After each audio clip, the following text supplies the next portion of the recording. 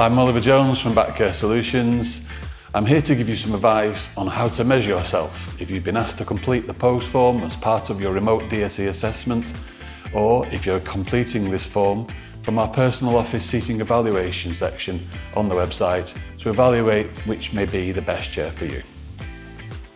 Normally, we would suggest that these measurements are taken by a friend or a colleague, but sometimes if you work or live alone, that may not be possible, so you will need to do these yourself. Some may find this a little challenging to do, but this video will hopefully give you some insight on how to get this done effectively. So, what am I going to need to do this? You will need a tape measure, obviously. The best type to use is the metal DIY type one that locks, gives us a nice straight line. I'd avoid the sort of tailor's ones that are made of fabric. They will encourage you to measure in curves, which we want to try and avoid if possible. In addition, you're going to need some way of recording these measurements, so a pen and a piece of paper, that will do. Generally, when you're taking the measurements, we're looking for them in centimetres. If your measure only has inches, that's fine, we can calculate those from that. And at some point, we would recommend using a hardback book or something that's fairly rigid. That'll allow us to get a good point of reference when we're doing some of the measurements. Also, a post-it note or a bit of tape to put on the wall for part of the section. And if you are struggling to get these done, it might be worthwhile doing them a couple of times and getting an average. That'll allow us to get a more accurate end result.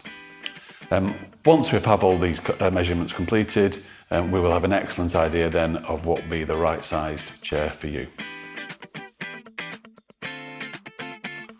Measurement A, width between elbows. This can be quite tricky to do sat down, so we've come up with an easier way. You will need something like a post-it note or anything that can be stuck temporarily on the wall, and then go and stand in the corner, relax your shoulders with the tape or note in one hand, just reach across and stick this on the wall at the edge of your elbows. Once it's on the wall, you can then turn around and measure the distance from corner to tape, and that's your elbow to elbow measurement. Measurement B. This measurement allows us to make sure the seat width matches you and is not too wide or narrow. Another good tip here is to place the measure on the seat first, then sit on the chair and make sure the measure is set to the widest part where your hip is. As with most of these measurements, it's probably best to avoid loose or baggy clothing, as it makes it harder to find the correct place to measure from. So then you can see the distance on the measure across your hip area. Measurement C, height from the top of the shoulder to the surface of the seat. We need this to make sure the backrest height is capable of providing full support to the shoulders. Just measure from the top of the seat to the acromion, the bone which is the summit of the shoulder. You should be able to feel this as a small bony projection. Take your measure, probably best to lock it.